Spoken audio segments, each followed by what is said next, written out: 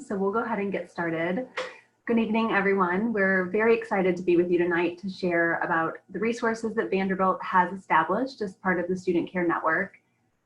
Sandra, thank you for having us, and thanks to the Parents and Family Programs for making time to share all of this important information.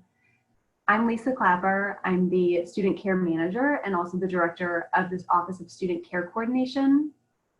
And tonight, what we really wanted to do is walk through the Student Care Network, which would include all of the primary offices of the network, including some time with Pam Jones, who's with our Public Health Central Command Center, and then also spend some time answering questions that you have around some of the support that we have available for our students. So I'd like to first introduce our panelists for the evening. So we have Rachel Eskridge, who is the Director of the Center for Student Wellbeing. We have Dr. Sierra Scott, who's the Assistant Director for Community Engagement at the University Counseling Center. We have Dr. Laura Burkhart, who's a physician at the Student Health Center. And we have Pam Jones, who's the Senior Associate Dean for Clinical and Community Partnerships and with the Public Health and Central Command Center. And then I'll be representing the Office of Student Care Coordination. So we understand that this fall semester and really the past 8 to 9 months have been unlike anything we've ever seen before. You know, we understand that transitioning to college is stressful enough under normal circumstances, and what we're seeing are all of these typical stressors heightened by the global pandemic, COVID-19, ongoing racial unrest, stress around the current political climate, and of course the upcoming election. And so we feel like at this time it's more important than ever to really understand what Vanderbilt is doing to support our students and understand how the Student Care Network is really playing a key part in this. So we'll talk through the Student Care Network. The Student Care Network was launched in July of 2018 as a holistic network of well-being and health resources that are available to all Vanderbilt students. So that includes undergraduate, graduate, and professional students. It is made up of 4 primary offices, the ones you see there on the screen. So the Office of Student Care Coordination, the Center for Student Wellbeing, the University Counseling Center, and the Student Health Center. But there's a strong emphasis on holistic well-being, which is really where our wellness wheel comes into play on the screen there. We know that well-being is not just mental health or physical health. We also know that various areas of our well-being contribute to that. So we know that financial well-being or social or cultural, academic, and spiritual well-being all intersect and impact how our students are doing. And so the Student Care Network, in addition to these 4 primary offices, really also encompass multiple layers of support. And these can range from several on-campus partners to our off-campus providers in the community as well. So it might include everything from the Project Safe Center for Sexual Misconduct Prevention and Response to our identity centers like the Black Cultural Center, the Office of LGBTQI Life, our University Chaplain's Office, includes all of our academic and career services, the Rec Center, and really the list goes on. So those are sort of the brick and mortar resources that are available on campus and also accessible to our remote students. But what I also wanted to highlight is that the Student Care Network offers a number of self-directed resources that can help students take an active role in their well-being and also complement some of the other tangible resources that they're getting from some of these other offices. These sort of self-directed resources can be really helpful, especially for our students studying remotely, but maybe ones that also aren't quite ready to take that leap into getting one-on-one care. And so all of our students have access to an app called WellTrack. It's a wellness app where students can track their mood, they can do journaling activities, they can follow modules to manage stress, anxiety, and depression. We also offer free Headspace memberships to up to 60% of our student population, really in the hopes of engaging students in mindfulness practices. For our remote students who are living outside of the state of Tennessee, we have a platform called My SSP or My Student Support. And really this provides students outside of the state with that real-time and ongoing therapeutic support. We know that that can be a limitation to the counseling center due to licensure laws. So really wanted to highlight a resource that our students out of the state can be tapping into to get that support. And so all of these resources and all of this information can be found on the Student Care Network website. The link is on the screen. We also really encourage you to explore that website if you haven't already, maybe even exploring it with your students, but also to follow us on social media. We post a lot of activities around campus. We post a lot of workshops and different ways that your student can engage in self-care and also just reaching out to get support. We post that on social media. So you have our Instagram handle there on the screen, and then we also have them included for all the other offices that we're going to be talking about today. So it's great to have all these resources, but how do students actually access them? Well, we first really encourage exploration on the website. All of these resources really can be accessed independently. And because we have so many resources, the Office of Student Care Coordination is really that central and first point of contact for a lot of students, really to help identify the needs that are going on, identify those concerns, and then determine what the most appropriate resource within the Student Care Network may be. Our team of care coordinators meet one-on-one with students to help them navigate these life events and talk through what options are available, what support is available, and what that might look like for them in terms of achieving their academic and personal goals. It's important to remember that students don't have to go through the Office of Student Care Coordination for most of the services, but we can help them navigate those resources. We also do a lot of follow-up with students. We found that this follow-up piece can be really helpful with accountability, general, just following through with some of the actions that we've discussed, but also just making sure that the resources we've talked about are even helpful. Maybe there's a gap that we missed, or maybe there's, we need to go back to the drawing board and see what else might be helpful. So that follow-up is really critical in order to continue to touch base with the student to see how they're progressing. So students can connect with the Office of Student Care Coordination by filling out an online intake form with us. They're there, then they are directed to a student portal where they can schedule an appointment with us. And all of our appointments right now are virtual, but then we meet with them either by phone or Zoom and help them connect to other resources. So I'm going to turn it over to Rachel Eskridge to talk about the Center for Student Wellbeing. Thank you, Lisa. I'm Rachel Eskridge, the director of the Center for Student Wellbeing. The Center for Student Wellbeing, like Lisa noted, is a part of the continuum of care within the Student Care Network.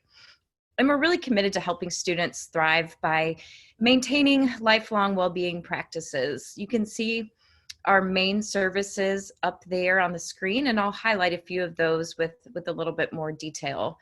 So our primary activity at the CSW is one-on-one coaching appointments, and that's to help students set goals around healthy behaviors and to determine strategies for achieving those goals, and then to help hold the students accountable toward meeting the goals that they have set.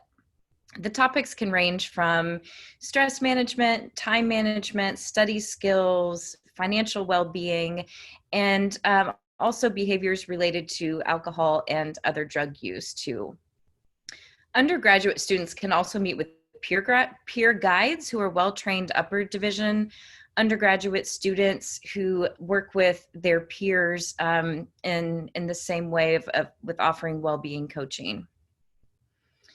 The CSW also offers workshops, which can be on topics such as resilience, mindfulness, financial well-being, and we're continuing to add more and more workshops as well. This year we did one about learning how to cope in the time of COVID-19, which is recorded and available on our website, and another workshop as well about how to kind of manage and navigate academics during this time as well. Both of those are recorded and available on our website.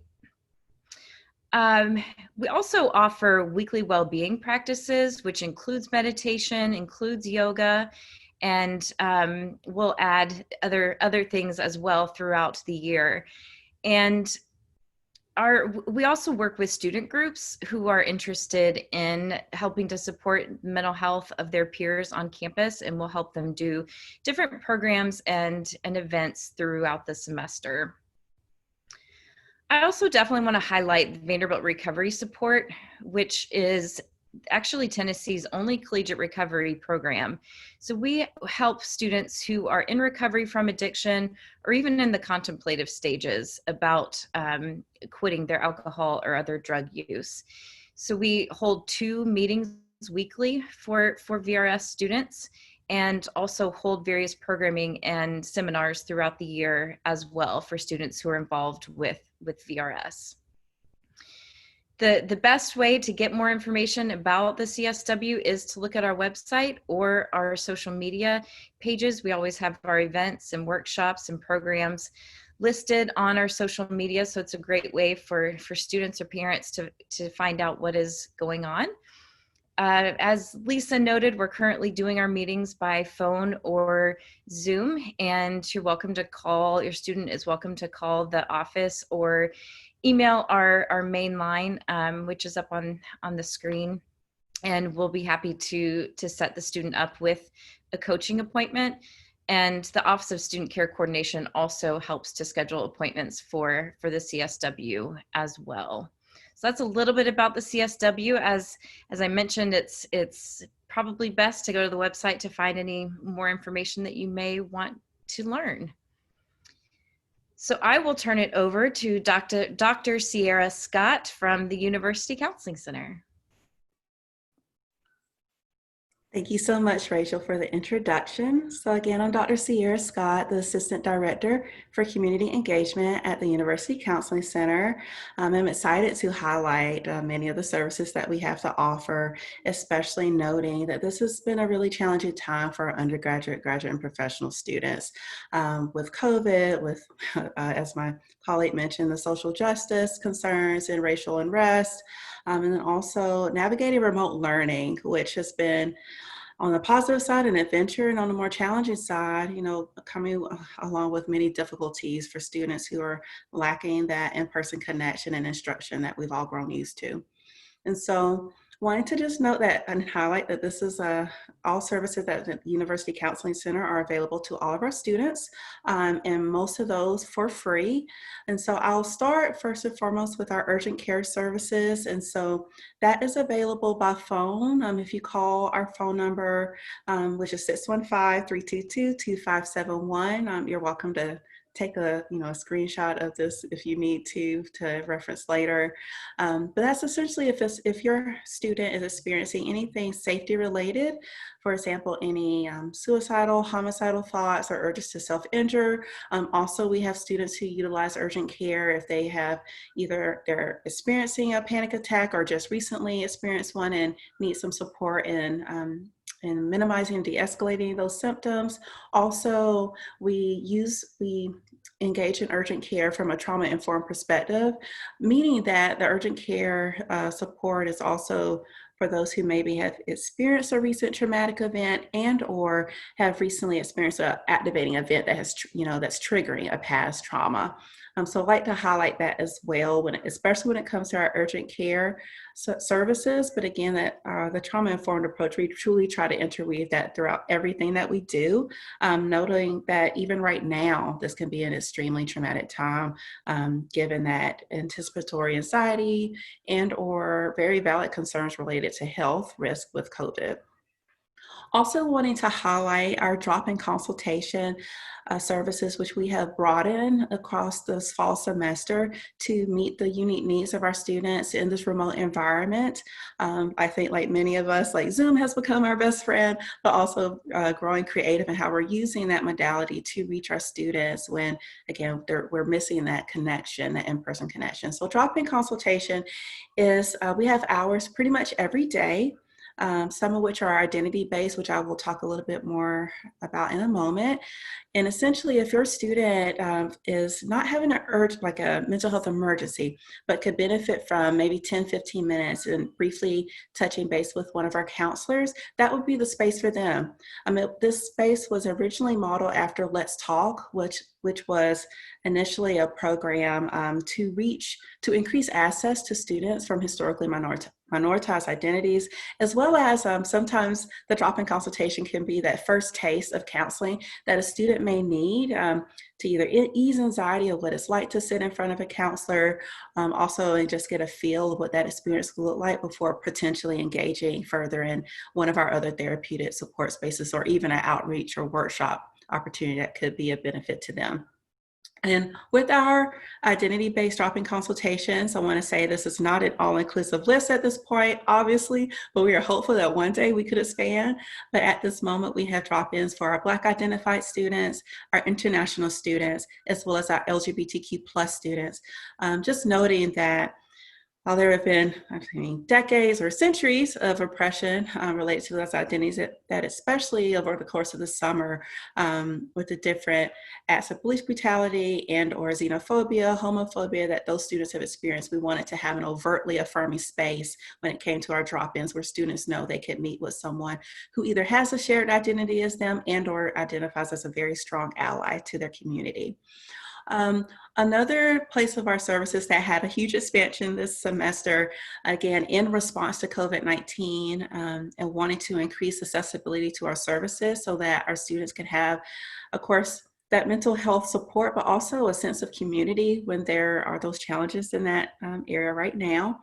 With our process groups that are the traditional talk therapy, we do have Continuum, which is for LGBTQ identified students. We also have a graduate and professional student group, which I actually co-lead.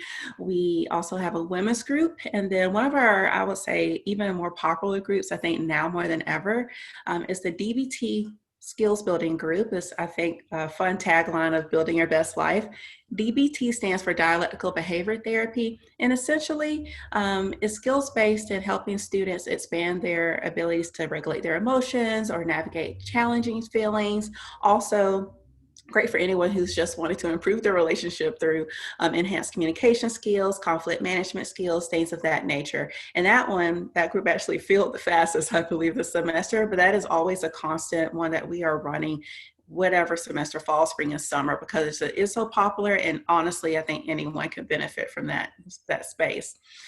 With our workshops, we do have one that is called Melanin Matters at VU, which is for our Black identified students. We also have a very popular, and I think timely, more so now than ever, self-compassion workshop that is a three session series that's co-facilitated by two of our providers. And that's around, obviously, self-compassion and building that loving kindness towards ourselves. I know that they incorporate some process space there, but also some skill building and like the practical ways in which you invite mindfulness and self-love into your life, especially as a student at a very high achieving institution.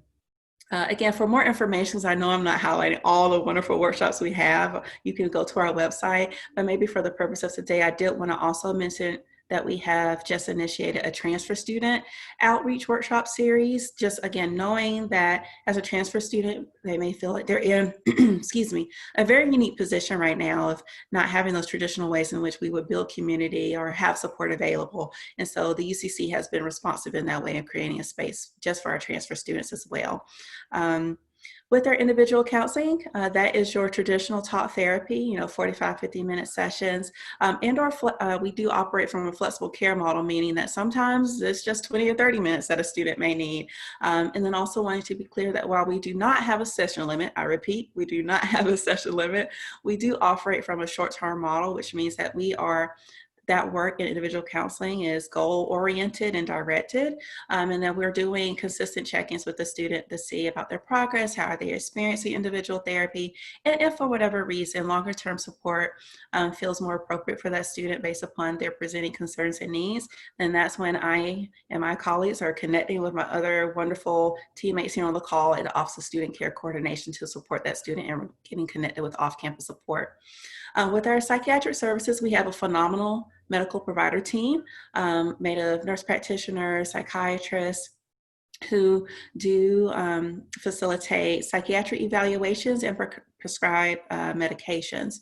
And so again, most of these services are free. Of course, if your student were to get prescribed a medication, there may be an additional cost incurred through a copay and things of that nature. With our alcohol and drug evaluations and counseling, that is very much so done in tandem with my colleagues at the Center for Student Wellbeing.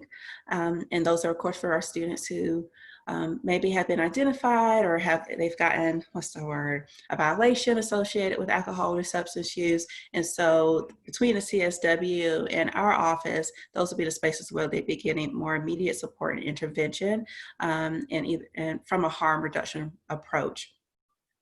Obviously, community outreach. I'm sitting here with you all. This year, we did create an online student care network outreach request form, which has been, I'm strongly biased, but I feel like it's been very helpful in increasing access to our outreach and community engagement efforts across the network.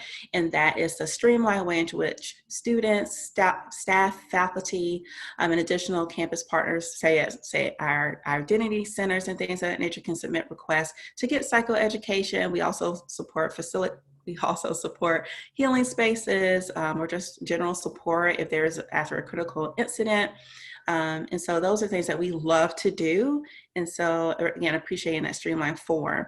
With our training programs, we just like to highlight that we are very proud to be a site for trainees. So those are master level and doctoral level psychology students who are undergoing either their practicum or internship or postdoctoral experiences with us. And so depending on the students presenting concerns, if they were to want to engage with individual and/or group counseling, there would be a possibility that student would be paired with a trainee, but they are being highly supervised, maybe even more so than the trainees wish to be supervised by licensed clinicians. And then lastly, we do facilitate assessment to rule out learning disabilities or learning disorders and/or ADHD.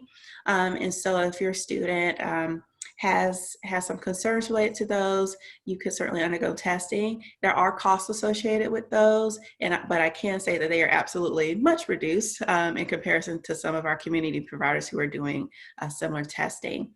At this point, I'll just give a shout out to our Instagram handle. Our social media liaison will want me to definitely give that plug, but also all of the information I just shared is available on our website, which you can see again below. And I'll be looking forward to answering more questions that you may have about our services later in our program.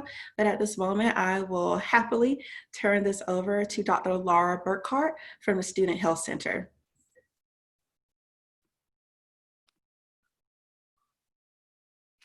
Hello, I'm Dr. Laura Burkhart. I'm one of the physicians at the Vanderbilt Student Health Center. We are the Zero Cost Student Health Center. We are located literally in between the Vanderbilt University Medical Center and the university campus. We are here to meet your healthcare needs of your students, both chronic and acute, during their entire time during their time at Vanderbilt, really. We're here to work with them if they've been diagnosed with something either prior to coming from their acute medical needs or chronic medical needs, as well as if they've been diagnosed on campus with one of us. So one of the most important things that I tell people up front is it's really, really important to establish care with one of our providers. We have many wonderful providers at the Student Health Center, including physicians and nurse practitioners, especially if someone has ongoing medical needs as well as medications. This can really be your point of contact, your student's point of contact while they're here on campus. So they can help facilitate referrals if needed. They can help refill medications and just help answer questions in general about their health, preventative health, ongoing care needs. So really it's important to have that established relationship earlier on rather than later on, because if you have someone who knows you and understands you and kind of knows your medical history, that can just be really, really important. Some of the services that we offer, I'm going to go through them as it might look a little different depending on where someone else went to college and what their student health center looked like there. So at our student health center, we offer a wide range of services. So one being acute care needs. So this includes anything like injuries. Of course, sprained ankles are still happening, falls are happening, concussions are happening. So we are here to see students and help them through that part as well. And then illnesses, and this can be a range of many different type of illnesses. I know we're all talking about COVID, but there's also many other things non-COVID related that we are happy to see students for as well. Primary care, and we really highlight this really well, that we can really be your student's primary care provider while they're here at school and just be that point of contact person. So this includes their preventative care, what they need to be healthy and safe and stay healthy during their time here at Vanderbilt. That also includes WELLBEING care, so things like gynecological care, pap smears, things like that that are really important and we don't want to miss during this time. Other things that we offer, including things like travel consults. I know right now travel's not going on, but hopefully in the future, once that's picking back up, we offer a consultation with one of our providers in terms of your travel. So that means if your student is going somewhere, one for school, or maybe they're just going for a vacation or fun, knowing exactly where they're going is important, what sort of things are going on there. And that not only includes things like immunizations, so things like typhoid and possibly rabies and Japanese encephalitis, but also what medications they might need while they're there. Do they need malaria medication? Do they need an antibiotic for traveler's diarrhea, and just kind of what is the overall how to be safe while you're traveling. So it's one of our highly used, or it was one of our highly used services as well that we still are able to offer. And specialists on site. So we do have, we have sports medicine physicians that are built within student health. Just like before, people are still active and wanting to engage in activities and exercise and sports. And with those things, unfortunately, sometimes comes injuries. And so we have wonderful sports medicine physicians available to all students that they can see as well through the student health center. We do have 2 dietitians on site. They are well-versed in students in general, and they know what's on campus and what's available, as well as how to work with students who are on a busy schedule and trying to grab something in between classes, and I don't have time for that or this. And so they work really well with students in terms of figuring out what works in their schedule and meets their individual health needs. So real important. In terms of how students access us, so our most preferred way is through scheduled appointments. We are open Monday through Friday, 8 a.m. to 4:30 p.m. If you're able to schedule an appointment, that guarantees more of a time slot with a provider, one of our providers. A couple of ways to schedule I'm going to talk about here in just a second through My Health at Vanderbilt, which is our online scheduling system. Makes it really easy for students to be able to log in, pick a date, pick a time that works for them, and also pick a provider that works for them as well. They can always call us. Our number's down there at the corner, 615-322-2427, and talk to our front desk. I think online scheduling is preferential for many students for a variety of reasons, so they utilize that resource a lot. Beyond that, we do have 24/7 triage line as well as emergency call coverage. So if there is something that feels urgent, that does not feel like it can wait till the next business day, again, can call that number that's there at the bottom of our screen and connect with one of our triage line and then one of our providers if needed to. Really want to highlight that we really are the student's advocate. We're your advocate and your student's advocate. We are here to empower them to, one, know their medical history, learn their medical history, take care of themselves, and their both preventative and kind of their mental well-being and all the things that we've talked about in terms of resources on this program tonight. We really want to be there to walk with your student during this time and help keep them healthy and safe. So that's our main goal and why we're here. Lastly, I'm going to talk about My Health at Vanderbilt. So if your student's not signed up for this, really, really important. So if you go to www.myhealthatvanderbilt.com, there's also an app on your phone. This is the medical center's secure patient portal. So it's a secure website where students can log in. That's how they can schedule their online appointments, and it makes it really easy to be able to do that. If your student ever needs lab work while they're here, we do have 2 labs on site at Student Health. So how how they're going to get their results will be through their My Health at Vanderbilt portal. So real important to be able to have access to that, as well as if they've had immunizations done, they need records, that's going to be in their My Health at Vanderbilt portal as well. It's also a really easy, convenient way to message your healthcare provider. So whoever you've seen at Student Health, or if you are referred to another specialist within the medical center, they do use My Health at Vanderbilt as well. So that My Health at Vanderbilt portal is a really easy way to message with them if you don't feel like you need to come in for an appointment, or you just have a quick question or just something like that. Using that portal is really quick and easy way. And so our students really like using that. So we highly encourage people to sign up for that and get that on their phone as well.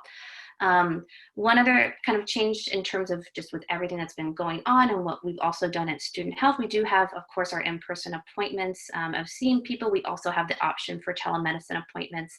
If the student is in the state of Tennessee, we're able to see them through a telemedicine visit. And so that makes some of the students a lot more comfortable if they don't necessarily want to come in to be seen, and it's something that we don't feel they necessarily have to be seen in person for. We can do a telemedicine visit as well. Down at the bottom of a page, you'll see our website at www.vumc.org/studenthealth. We have a lot of information on there, so many more things that I've even talked about on this page here. So I really highly encourage you and your student to go online to our website, see what we have to offer, resources, forms, just different information. I'm going to encourage everyone to still get your flu shot, please. We offer them at Student Health for free. Walk in, no appointment needed. So if your student has not gotten that done yet, please have them come to Student Health to get their flu shot as well. And then there's our Instagram handle on the bottom as well. You'll see it, Vandy Student Health.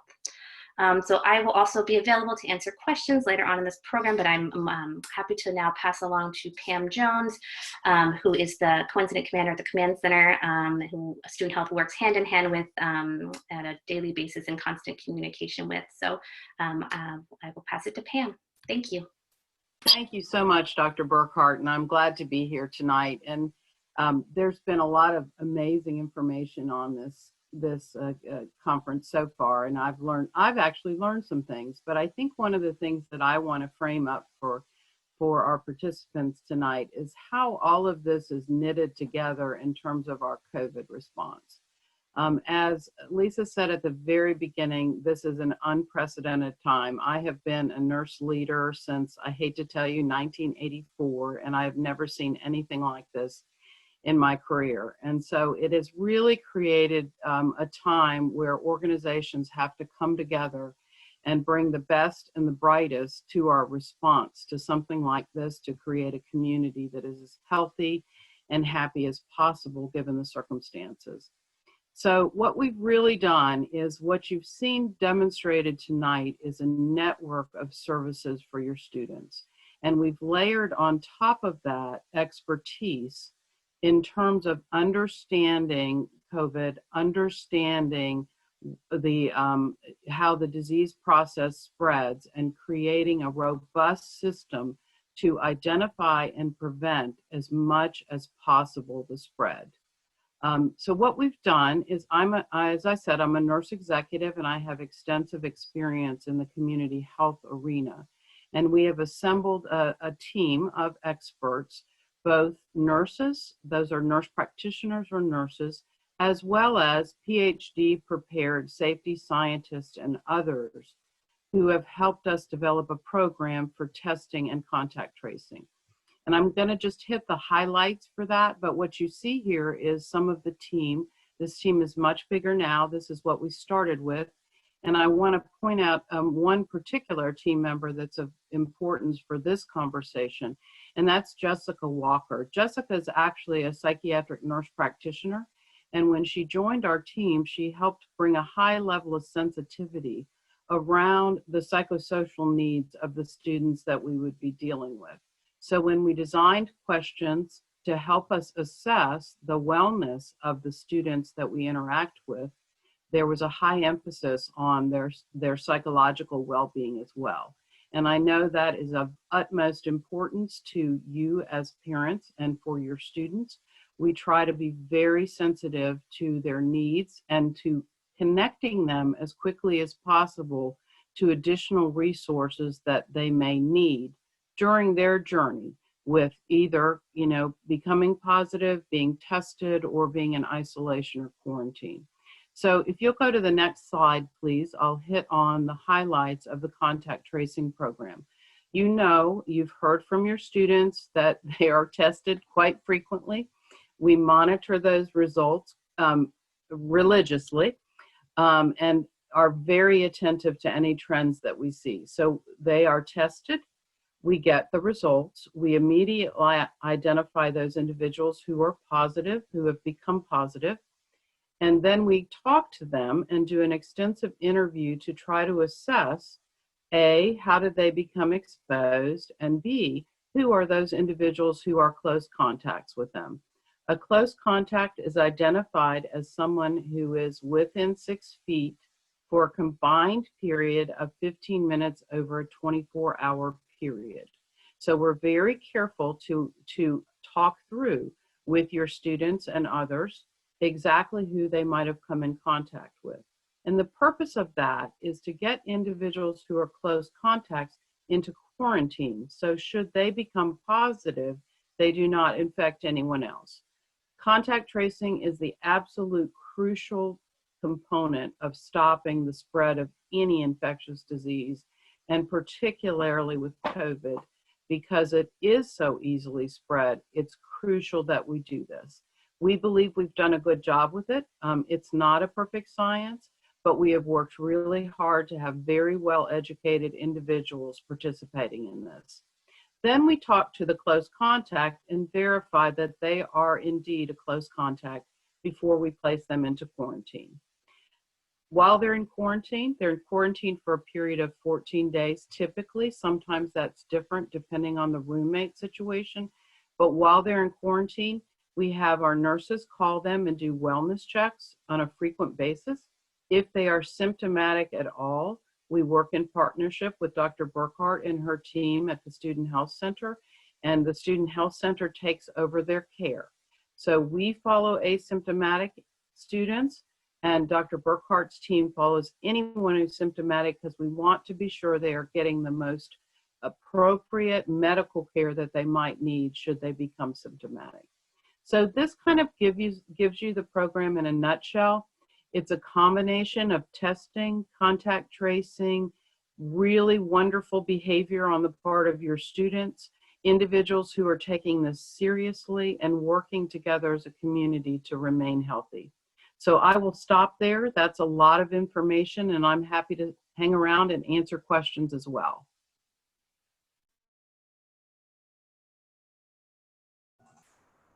Thank you, Pam, and everybody who participated tonight. We will move to the question portion of today's program. And we had a couple of questions come in ahead of time, so we'll go through those sort of first, while I know the web form was added to the chat. So parents, you can add additional questions there as well, and we'll go through those. So one of the questions that we have had that has sort of been a theme a little bit about this was around isolation. How are we working with students who are feeling isolated? How are we getting resources available, getting that message out to students? And how do we message and market those resources that are available to them? So I'll kind of start and share that we have worked really closely with communications. So Sierra mentioned earlier our outreach team, Student Care Network outreach team, and that we are working very closely with communications, both in Big VU, in the housing and residential halls, to be able to share all of our resources that are available in weekly newsletters. So all the Student Care Network resources are added to the weekly My VU emails that are coming out. They're also added to residential experience newsletters that are going out. And we're doing that intentionally very frequently so that students can be seeing those messages. Maybe if they miss one or two of those newsletters, that is pretty much added into every week so that that information can be shared with them. I'll kind of open that up to Sierra and to Dr. Burkhardt if there's any additional ways that you all feel like we advertise or market or engage students in the resources that are available. Sure, thank you. I'll go first. Lisa, that was a wonderful response. The only additional thing I would add at this point is also that we have definitely been collaborating and leveraging our strong relationships with our campus partners, and especially including the identity-based centers here on campus, and building upon those relationships with those leadership and also student leaders within those orgs, and helping us with marketing either via their email listservs, their social media outlets, even if it's something as simple as reposting something from the Student Care Network, but also that's usually one of our first stops beyond, of course, our internal Student Care Network team. Those are our first offices that we're sharing flyers and any other marketing materials to share very widely. And so we're being extremely intentional of casting our net as far as wide as we can in this virtual world, and meeting students within these pockets where maybe they're not connected actively with one of our offices, but maybe they're finding community there. So whether it's the KC Potter Center for LGBTQ Life, the Black Cultural Center, the Women's Center, athletics is a huge partner, housing again, also ISSS, which is the International Student and Scholar Services Office. The list goes on and on, but that would be the additional point that I would share, is that especially during this time, we've been deeply leaning in and having active open communication with our campus partners and them assisting us tremendously with marketing our services to ensure we're trying to leave no stone unturned in this time. Yeah, and I'll just jump on that as well. In addition, I think, with student health and a lot of these resources, but in general, student health, students talk to each other a lot. And so even if they feel isolated or only on their Zoom computer, they somehow find a way to find us through all the many different ways.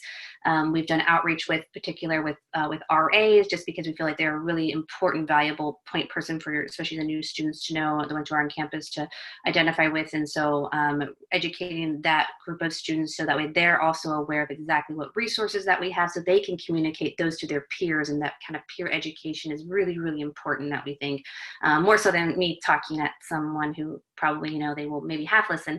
Hopefully they'll listen a little bit, but if it's coming from their peers, and it's that endorsement of what these resources are, come to student health or go to the University Counseling Center and this is what they have to offer, I think that's really important. So we've done a lot of work around that, and really tried to be very intentional about highlighting kind of pockets of students that can then educate their peers as well. So.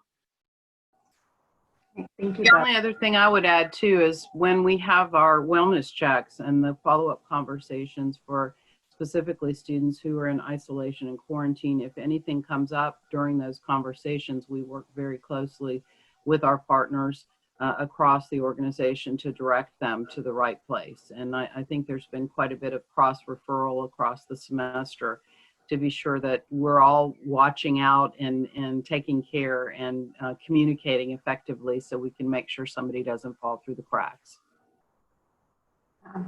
Thank you all. Somewhat of a similar question is around good strategies to support students who are feeling depressed by distance learning and the lack of social opportunities during COVID. Any ideas or thoughts around that question? Maybe I'll throw it to Sierra first. Sure, and I will try not to wax poetic. This is definitely a soapbox I could land on for a while. I think, when you were supporting your student, a couple of things that I would primarily highlight, maybe three big things. One, encouraging them to attempt to seek connection through those virtual means, and or folks, I know people's comfort level with being in person with others, even when socially distancing, wearing masks, that's a spectrum. But if they do feel comfortable, of course, within small, respectable groups that follow the guidelines, being outdoors and engaging in those activities, whether it is, playing a game. I've had folks doing book clubs outside, things of that nature. When it comes to individual ways to connect and in a virtual world, whether that's through, again, our identity-based centers. I keep highlighting them because they have been such strong partners, especially during this day and age, with more informal activities like a game night, or also maybe some culturally based programming that they're offering. And then sometimes some of those offices have just study hangouts. And so even though, again, your student may be actually alone or isolated in their room or whatever their study space is, they can do those same activities in community, and that can help with them feeling connected and not alone in this experience. Also, I think the other two pieces I would say is movement. And so if your student has not been moving, we're not saying like a whole hour-long HIIT cardio workout, unless that's their thing, but maybe it's just stretching in between the Zoom hopping from class to class and meeting and meeting. Of course, we would encourage exercise as a daily practice as well, just to get those free endorphins and as a stress management strategy, but also to help them with feeling a more sense of groundedness, which can help with the depressed mood. I also am holding mindfulness as another practice I would just float. I know it's a very trendy word right now. With that, it just means being present in the moment. And so encouraging students to limit the multitasking to when they are sharing space, whether it's virtually and or in person with peers or loved ones, to really be fully in that experience, because those can be memories that they can draw upon in the moments when they may be feeling more lonely, to again, remember that may not be there. There's maybe evidence to counteract that. So I think those would be a couple of the highlights I would say. And then of course, connecting with any of the many offices that we've shared here, even if it's just one of our workshops, for that sense of community. Thank you, Sierra. We've had a couple of questions that I'm gonna toss to you, Pam. One of them being, are all trace contacts isolated for 14 days? Are there any exceptions? So yes, if you are identified as a truly close contact, there are a lot of people who think they're close contacts and they're actually not. But if you're identified, the isolation period is 14 days, unless you live in a household situation. And in that case, it's actually 24 days, because the individual you're living with is infectious for a period of 10 days, and then you have to be quarantined for 14 days thereafter. There's also factors if there's health conditions involved, and that's where we work with Dr. Burkhart. And actually, if the individual's symptomatic, then the student health would provide that release date. So there are a few nuances, but in general, that's how it works. And we've had a number of students who've been impacted because they're living with several students. And by the time the cycle plays out with isolation and quarantine, they can have to be in quarantine for a while. And that has been quite stressful for a number of students. And Pam, along those lines, there was another question around the process for COVID-19 testing. Will there be any major changes to this in the spring, or do we think it'll relatively be the same for the fall?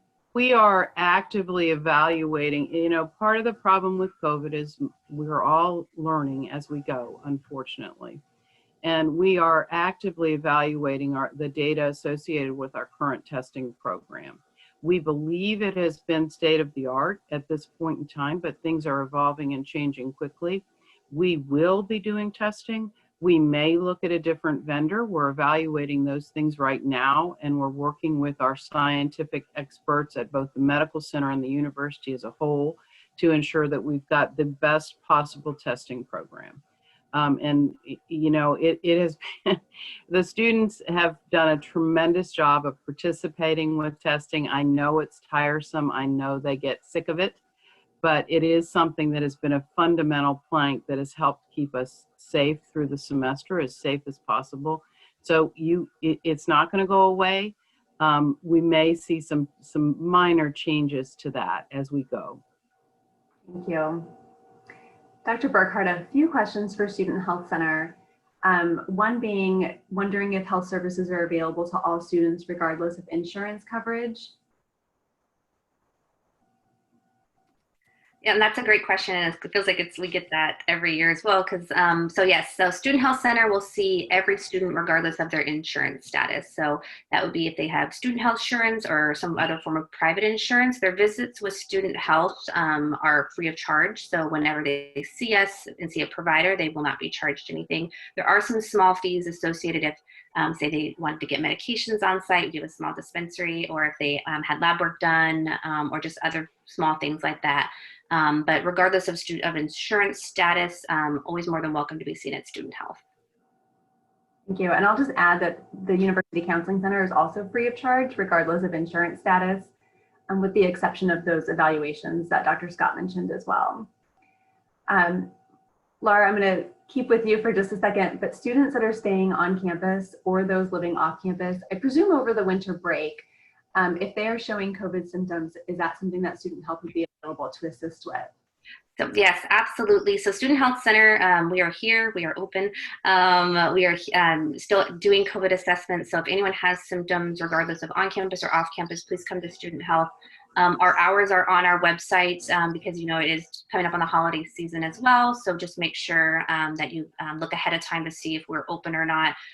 If we are not open or it's after hours, there are a number of walk-in clinics and assessment sites around the area, some within walking distance. So if you go on our website, you'll see all of that information, or look up kind of even Vanderbilt University Medical Center walk-in. So if we are not available and you feel it's urgent, then can be definitely seen at one of those assessment sites. But Student Health will remain open throughout the winter as well, with just some holiday hours too. So.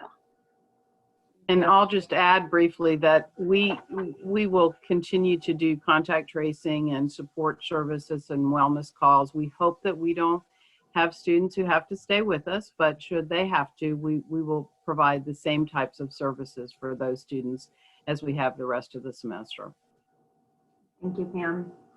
There was a question around dental care. I know that it's not covered, it's not offered at the Student Health Center, but it is, there is a dental assistance program through the Student Health Insurance Plan. It's called Basics, and it offers quite a bit of a discount to participating providers, and that is a nationwide program. So that is available and can be found on the Gallagher Student Health website.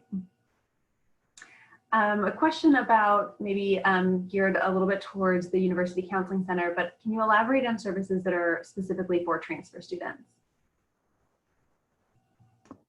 Thank you. So yes, first and foremost, would just like to highlight again our Transfer Student Outreach Workshop series that we've created again in response to the semester, our call from our housing colleagues in particular of noticing the emotional and wellness needs of our transfer students. So that is happening, I think, essentially on a bi-weekly basis, I believe on Tuesday afternoons.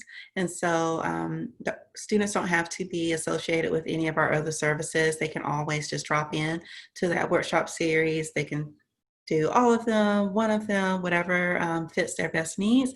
And the only thing that is required is Zoom registration to try to limit that Zoom bombing that we've all heard of. That would be the primary service that's specifically tailored for our transfer students, but transfer students are welcome to utilize any and all of the other services that I've named previously. Thank you. And there was another question around students who maybe want direct access to people, really feeling that loneliness and not having that face-to-face connection. Are there any suggestions that you would suggest?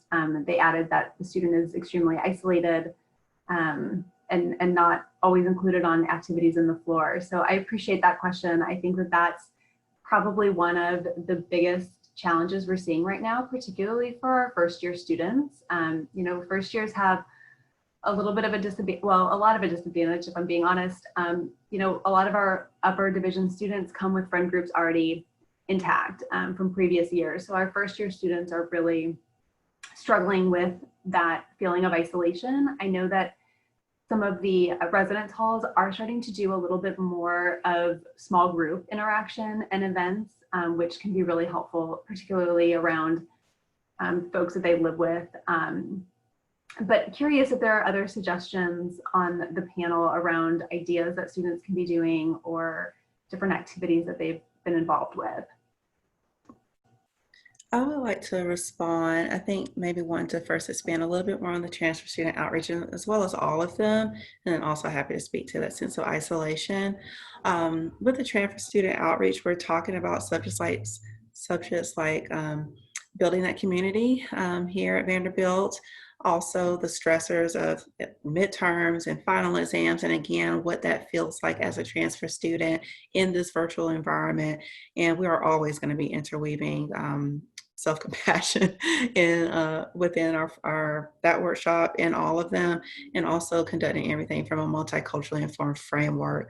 So I just wanted to highlight that and speak directly to that. I think it's important to name that. And then also owning that, particularly with our transfer students, we're also highlighting the topic of imposter syndrome. And just like, holy crap, I'm here at Vanderbilt. What does this mean for me and who I am as a person, and trying to get my grounding here and feeling a sense of belonging, which again, we know can be further challenging in this remote environment.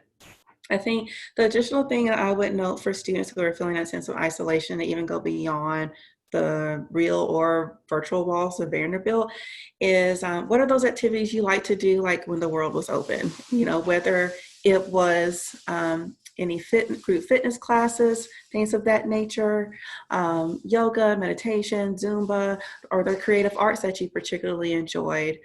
For example, painting, drawing, things of that nature, and finding those communities in Facebook, Instagram, all the other places that the kids are doing nowadays that I have no idea about, but those other social media outlets where they can build community around shared activities that can go beyond Vanderbilt. So that would be my other thing that I've been having conversations a lot with clients recently that potentially could be helpful. I'll also note that a lot of our student organizations, while they are doing virtual meetings right now, we've been able to work with students around maybe attending one or a few of those virtual meetings, and then connecting with one or two people that they can then take that into a face-to-face interaction. So students can learn more about student organizations on AnchorLink, and they can search by topic, they can search by different interest areas and things like that. So I would encourage your student also to look into AnchorLink and some different student organizations too. So with that, I'm looking at the time. We've got about 2 minutes left. There was a family comment on the chat that talked about some of the things that they're doing in their family, things like microwave cooking classes, growing a plant and giving weekly updates, and even watching movies together by Zoom. So I think it's fascinating how creative people are being right now, just because we have to be. And this is something we never thought we would have to think through and spend our lives on Zoom most of the times. We do have one question we can ask again, not again, but one more question. So more geared towards student health, but if a student has chest pain caused probably by stress or anxiety, and it's in the middle of the night, and say he has to go to the ambulance or go by ambulance to the hospital, how is coverage for ambulance in the ER determined? Laura, is that something that you feel like you can speak to?